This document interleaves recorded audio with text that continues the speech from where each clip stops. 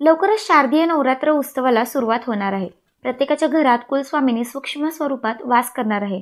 या नवरात्रीच्या कालावधीमध्ये बऱ्याच घरात घटस्थापना केली जाते, तर काही घरात फक्त अखंड दिवा लावला जातो. काही ठिकाणी मंगल कलशाची स्थापना केली जाते. या नवरात्रीच्या कालावधीमध्ये म्हणजेच 22 सप्टेंबर 2025 ते 2 ऑक्टोबर, कारण 2 ऑक्टोबरला विजयादशमी आहे, म्हणजेच दसरा आहे. या कालावधीमध्ये आपल्याला आई दुर्गेची सेवा करायची आहे. या 9 देवींच्या 9 रूपांची आपल्याला सेवा करायची असते. आता या नवरात्रीच्या कालावधीमध्ये अशा काही वस्तू आहेत ज्या आपल्याला सेवेसाठी लागणार आहे. त्या कुठल्या, त्याचा आज आपण आजच्या व्हिडिओमध्ये बघणार आहोत. व्हिडिओ सगळा बघा, म्हणजे तुम्हाला सगळ्या प्रश्नांची उत्तर मिळतील. नमस्कार, श्री स्वामी शक्ती या चॅनलवर आपले सर्वांचे स्वागत आहे. शारदीय नवरात्र उत्सव भले तुमचे स्वतःचं घर असो किंवा तुम्ही घरापासून लांब असो किंवा तुम्ही भाड्याच्या घरात राहत असो, तरी सुद्धा तुम्ही अखंड दिवा लावू शकता. तुम्ही आई भवानीची सेवा करू शकता.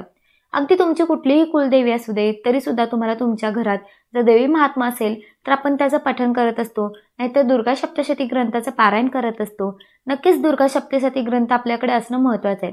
काय होतं, या सगळ्या वस्तू जर तुम्ही आधीच आणून ठेवल्या ना, तर मग वेळेवर फजिती होणार नाही. आणि मग काय होतं ना, एखादी सेवा करायची असली की मग एखादी वस्तूच आपल्याकडे नसते आणि मग त्याच्यामुळे आपली फजिती होते. म्हणून सगळ्यात आधी तर तुम्हाला दुर्गा सप्तशती ग्रंथाचं पारायण आपण सगळ्या महिला करणार आहोत आणि त्याच्यासाठी लागणारं दुर्गा सप्तशती ग्रंथ तुम्हाला खरेदी करायचं आहे. तुम्हाला जवळच्या केंद्रात मिळून जाईल किंवा तुम्ही ऑनलाईन सुद्धा मागवू शकता. बघा, सगळ्यात आधी तर जर तुमच्याकडे देवी महात्मा असेल तर तुम्ही तेच पठण करावं. कारण काय असतं, घरात फक्त ग्रंथाची अडचण करून काही नाही होत, ग्रंथ पठण केले पाहिजेत. मी सांगते, दुर्गा सप्तशती ग्रंथ आणा म्हणून तो लगेच आणायचा आणि मग तुम्ही वाचणार आहे का, तरच तो तुम्ही आणायचा. म्हणजे जर तुम्ही वाचणार असेल तरच तुम्ही तो ग्रंथ आणायचा. तर तुम्हाला फक्त देवी महात्माच पठण करायचं आहे तर तुम्ही तेही पठण करू शकता. आणि दुर्गा सप्तशती असंख्य लाखो करोडो महिला दुर्गा सप्तशती ग्रंथाचं पारायण करत असतात. आणि मग काय होतं ना, वेळेवर ताई आमच्याकडे ग्रंथ नाही आहे, मग आम्ही मोबाईलवर वाचू का? खरं सांगू का, दुर्गा सप्तशती ग्रंथ आहे ना किंवा गुरुचरित्र पारायण आहे, तो पूर्ण 1 ते 53 अध्याय आहेत. तर आपण मोबाईलवर नाही वाचत आहे, ते सेवेचं तेवढं पावित्र्य आहे आणि ते राखणं आपलं प्रथम कर्तव्य आहे. म्हणून दुर्गा सप्तशती ग्रंथ असू दे किंवा गुरुचरित्र असू दे, कोणतेही देवाचे पुस्तक असतील तर ते पुस्तकातच वाचायचं, मोबाईलवर वाचू नका. तर बघा, दुर्गा सप्तशती ग्रंथाचं पारायण आपल्याला करायचं आहे, तर ते कसं करायचं आहे तर ते मी तुम्हाला सांगितले आहे. पण तो ग्रंथ तुम्हाला घेणं महत्त्वाचं आहे. जवळच्या केंद्रात तुम्ही बघा, तुम्हाला तो मिळून जाईल. दुसरं आहे ते अखंड दिवा. आता आजकाल काय झालं आहे, बाजारात नवीन नवीन प्रकारचे भिन्न भिन्न प्रकारचे छान मोठे सुशोभित दिवे आलेले आहेत. मग तुम्ही हाच दिवा घ्या, तुम्ही तोच दिवा घ्या असं अजिबात नाही. तुमच्या घरातला जो दिवा आहे तो तुम्हाला आधीच्या काळी कसं तांबे, पितळ, चांदी वगैरे एवढं काही कोणी घेत नव्हतं. आधीच्या काळी दगडाचा दिवा असायचा आणि तो छान वाटायचा, कारण आधीच्या काळी सेवा महत्त्वाची होती. आणि आजकाल दिखावा जास्त झालेला आहे त्या सेवेचा. तुमच्या घरात जो दिवा आहे तोच लावायचा आहे. नसेल तुमच्याकडे तर मोठा दिवा आणा. आता मग दिवा तुम्ही दगडी घ्या, पितळी घ्या, तांब्याचा घ्या. बघा काय होतं ना, काही काही ठिकाणी पत्राचा पण दिवा मिळतो, जो तुम्हाला बाजारात मिळतो. आता ज्यांची परिस्थिती नाही आहे त्यांनी तो पत्राचा दिवा किंवा ज्याला ॲल्युमिनियमचा दिवा म्हणतो आपण, तोही बऱ्याच ठिकाणी घेतला जातो. आणि आपण काही ठिकाणी तर तीच पद्धत आहे की ताई आमच्याकडे तो ॲल्युमिनियमचा दिवा लावला जातो. तुमच्याकडे जी पद्धत आहे ते तुम्ही घ्यायचं आहे, तुम्ही तो दिवा लावायचा आहे. आणि अगदी तुम्हाला नवीन घ्यायचं असेल तर तुम्ही कुठलाही दिवा घेऊ शकता.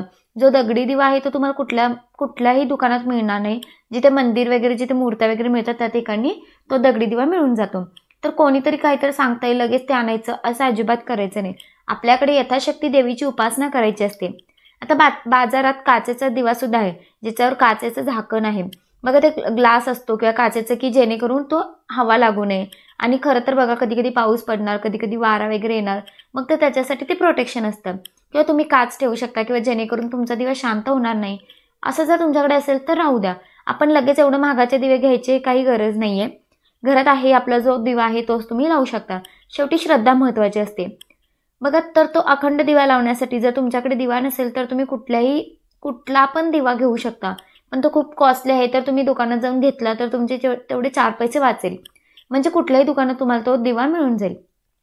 आता तिसरं आहे तर ते श्रीयंत्र. बघा, नवरात्रीमध्ये कुंकवार्चन आपण करत असतो.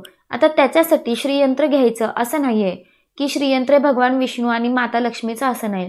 श्रीयंत्र घरात ठेवलेलं शुभ असतं, फक्त आणून ठेवायचं आणि मग ते तसंच पडलेलं आहे असं करणार असेल तर अजिबात आणू नका. तुमच्या घरात जर कुलदेवीचं घटस्थापना करत असतो म्हणून आपण टाकावर तर कुंकुमार्चन नाही करू शकत, मग अशा वेळेस तुम्ही तुमच्या घरात कुळदेवीचा फोटो असेल त्याच्यावर कुंकुमार्चन करा, किंवा कुळदेवीची मूर्ती असेल त्याच्यावर कुंकुमार्चन करा, किंवा माता लक्ष्मीची जी मूर्ती आहे त्याच्यावर कुंकुमार्चन करा, किंवा जर काही नसेल तर लक्ष्मी स्वरूप सुपारी ठेवायची, त्याच्यावर तुम्ही कुंकुमार्चन करू शकता.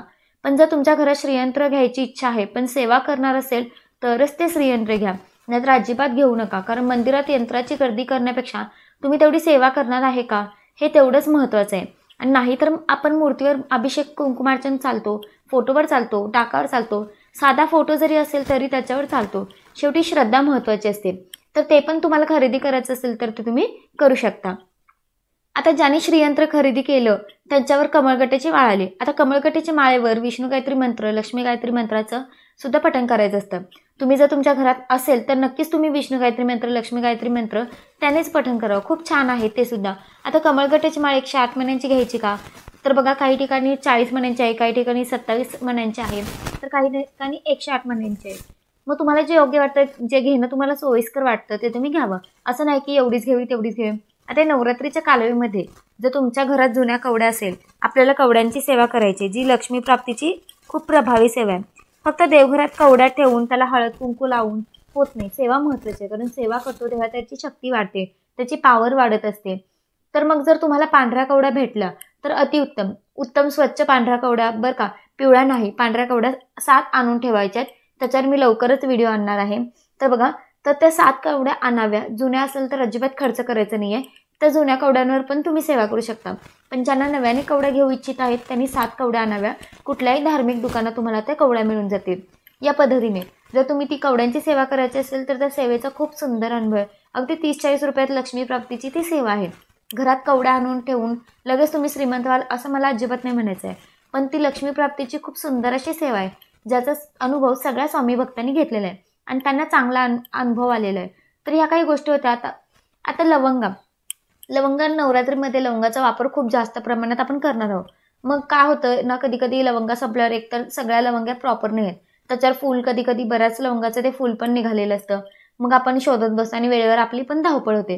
त्याच्यापेक्षा जर तुम्ही भरपूर म्हणजे जास्त जरी लवंगा आणून ठेवले की जेणेकरून जेव्हा जेव्हा लवंगाची सेवा दुर्गाष्टमीला लवंगाची माळ अर्पण करायची असते, असे लवंगाची अर्चन पण आपल्याला करायचं असतं.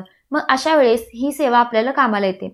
त्या वस्तू आपल्याला कामाला येतात. मग नक्कीच तुम्ही या वस्तू आणून ठेवा. घटस्थापना करत असताना काही ठिकाणी जे काही ज्याच्यात आपण घटस्थापना करत असतो तर काही ठिकाणी मातीचं असं खोल भांडं असतं, त्याच्यावर घटस्थापना केली जाते. तर काही ठिकाणी असं असतं की एक अशी टोकरी म्हणजे काड्यांची टोकरी असते, तर बघा त्याच्यात तुम्ही घटस्थापना करता. तर काही लोकांचं असं असतं की सर्वपित्री अमावस्या आहे तर त्या दिवशी खरेदी करू नको, करायला दुसऱ्या दिवशी तुम्ही खरेदी करू शकता. पण आता पण वातावरण आहे की पावसाचं वातावरण आहे, तर मी म्हणते की माती जर तुम्हाला आता भेटली ना तर ती खरंच घेऊन ठेवा. कारण मग घटस्थापनेपर्यंत जर पाऊस पडला तर मातीचे सगळे ढेकळ होऊन जातात आणि मग ती काढणं आणि ती करणं मग अवघड होऊन जातं. आणि जेव्हा पण धन आहे ते दाट होण्यासाठी किती पण छान पद्धतीने जर तुम्ही धन व्यवस्थित तुम्ही जर पेरलं तर ते आपण काही सप्तधान्य आहे ते पेरलेलं, पण जर ती मातीमध्ये जर कस नसेल तर ती मातीच ओली असेल, मग ती तुम्ही किती पण ट्रिक्स आणि ट्रिक वापरा तरी पण त्याला धन येत नाही. म्हणजेच काय, जर तुमच्या जवळपास असेल ना तर आत्ताच माती गोळा करून ठेवा आणि छानपैकी चाळून घ्यायची असते. आणि माती खूप बारीक पण नाही घ्यायची, त्याचा चिखल होतं. थोडंसं जाडसर माती असणं महत्त्वाचं आहे. पण माती ऑलरेडी ओली आहे तर मग एका दिवसाच्या उन्हामध्ये खूप काही तुम्हाला वाळेल असं नाही आहे. म्हणजे खरं जर तुमच्या घरात जवळपास शेती असेल तर आत्ताच माती घेऊन ठेवा, कारण आला पाऊस तर मग फारच फजिती होणार. तर ह्या बेसिक गोष्टी होत्या ज्या तुम्हाला लागणार आहेत. सगळ्यात आधी तुम्हाला तुमची कुलदेवी माहिती आहे का? काय होतं ना, कधी कधी आपण चुकीची सेवा करतो आणि आपण आपल्या कुलदेवीची सोडून दुसऱ्या देवीची सेवा करतो. म्हणजेच काय की आईची सेवा राहते बाजूला आणि आपण मावशीची सेवा करतो. तुम्हाला खरंच तुमची कुलदेवी माहिती आहे का हे माहीत असणंही तेवढंच महत्त्वाचं आहे. आणि घरात छोटा तरी कुलदेवीचा फोटो असणं महत्त्वाचं आहे. काही कारणाने काही बंधनामुळे आपण टाक करू शकत नाही. तुम्ही पितृपक्षात टाक करायला जरी टाकले आणि घटस्थापनेच्या पहिल्या दिवशी म्हणजे पहिल्या वेळेला जरी तुम्ही टाक सोनाराकडनं करून घेऊन आले तरी चालेल. पितृपक्षात तुम्ही टाक करायला टाकू शकता, काहीही होत नाही. बरेच लोक सांगतात की किराणा नको करू, हे नको करू, ते नको करू. उलट दानधर्म करा. आणि तुम्ही देव बनवायला टाकत आहे, काही वाईट करत नाही आहे. देव सर्वश्रेष्ठ आहे आणि तुम्ही टाक बनवायला टाकले तर लगेच तुम्हाला काहीतरी दोष लागेल, तुम्हाला पाप लागेल किंवा तुमचे पित्र तुमच्यावर कृपा नाही करणार, असं काहीच होत नाही. ज्यांना टाक बनवायचे नवीन त्यांनी आत्ताच टाकून द्या, की जेणेकरून तुम्ही घटस्थापनेच्या पहिल्या दिवशी तुम्ही जरी टाक भेटले तरी चालेल. आणि नसेल तर तुम्ही या सगळ्या गोष्टी वस्तू तुम्ही आत्ता जरी घेतल्या तरी तुमचं काहीच वाईट होणार नाही. ज्यांचा देव छोटा असो मोठा असो, म्हणजे मोठा फोटो घ्यायचा असेल छोटा फोटो घ्यायचा असेल तर तो आवर्जून तुम्ही याच वेळेस तुम्ही फोटो घ्यावा. कारण बघा, प्रत्येकाच्या घरात भले तुम्ही घटस्थापना करा किंवा करू नका, सूक्ष्म स्वरूपात आई भवानी वास करत असते. आणि अर्थात जेव्हा ती तुमच्याकडे येते तर तिचं स्थान असणं, तिचं अस्तित्व असणं महत्त्वाचं आहे. तिचा फोटो असणं, तिची मूर्ती असणं, तिचा छोटासा टाक असणं, छोटीशी मूर्ती असणं खूप महत्त्वाचं आहे. खूप मोठं घ्या मी असं अजिबात म्हणत नाही, पण थोडं तरी घरात कुळदेव असणं महत्त्वाचं आहे. मी नेहमी म्हणत असते, जे तुमच्या कुळाचं रक्षण करतं, कुळाचा उद्धार करतं ती आपली आई आहे. जसं आपल्याला तिची गरज आहे ना, तर आईला सुद्धा लेकराची गरज असते. म्हणून तिचा मानपान करणं, तिला घरात स्थान देणं महत्त्वाचं आहे. म्हणून ह्या काही ज्या गोष्टी आहे, ज्या सांगितल्या आहे मी तुम्हाला, आवर्जून करावा. आता बऱ्याच घरात असं असतं की गजलक्ष्मी असते. आता बघा, यावर्षी देवी हत्तीवर बसून आपल्या घरी येणार आहे. जेव्हा नवरात्रीचा पहिला दिवस हा सोमवार असतो ना, तेव्हा देवीचे वाहन हत्ती असते. आणि जेव्हा हत्तीवर बसून आई भगवानी पृथ्वीवर येते तेव्हा खूप चांगला पाऊस पडतो, धान्यामध्ये बरकत येते, अन्नधान्य पीक चांगलं येतं आणि सगळ्यांची समृद्धी होते. तर आता ह्या गोष्टी जर तुमची इच्छा असेल, तर तुम्हाला घ्यायचं असेल तर तुम्ही गजलक्ष्मी घेऊ शकता. गजलक्ष्मी घ्यायचं असेल तर ती जोडीने घ्यावी लागते. तुमची इच्छा असेल तर घ्या, नाही घेतली तरी हरकत नाही. तर या पद्धतीने आपल्याला आई भवानीची जे काही सामान सांगितलं आहे, ज्या काही वस्तू सांगितल्या आहेत त्या तुम्ही खरेदी करायच्या. आणि जर तुमच्याकडे असेल तर अजिबात खर्च करायचा नाही आहे. पण दुर्गा सप्तशती ग्रंथ, कवड्यांची सेवा आणि त्याचबरोबर देवीचा फोटो असणं ना खूप महत्त्वाचं आहे. सो प्रत्येकाने घ्यावे आणि आपल्या घरात आई भवानीला स्थान द्यावं. आणि ती आपल्या आयुष्यात येते जेव्हा ती आपल्या घरात आहे ना, तेव्हा सगळ्या अडचणी दूर होतात. या नवरात्रीमध्ये जो जास्तीत जास्त सेवा करेल त्याच्यावर आई भवानीची कृपा अखंड राहील. तर आजच्यासाठी इतकंच. झाल्याचं मी महाराजांच्या चरणी रुजू करते आणि आजचा व्हिडिओ मी इथेच थांबवते. जर व्हिडिओ आवडला असेल तर व्हिडिओला लाईक करा, शेअर करा. व्हिडिओ कसा वाटला ते कमेंट करून नक्की सांगा. तोपर्यंत श्री स्वामी समर्थ. आणि चॅनलवर जर नवीन असाल तर चॅनलला नक्की सबस्क्राईब करा. तोपर्यंत श्री स्वामी समर्थ.